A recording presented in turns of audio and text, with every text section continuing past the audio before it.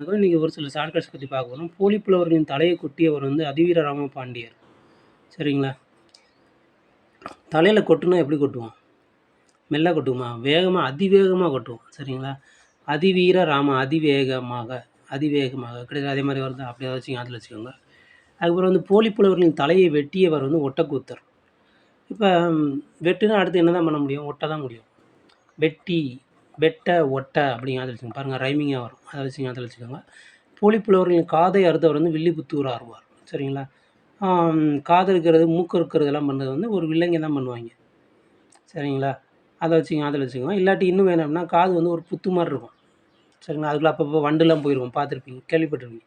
So அத வச்சு ஞாபகத்துல வச்சுக்கோங்க. கூடுதலா ஒரு செய்தி வந்து, தமிழ் மொழி 16 செவ்வியல் தன்மைகள் கொண்டது அப்படின்னு சொன்னவர் வந்து தேவநேய பாவாணர். சரிங்களா?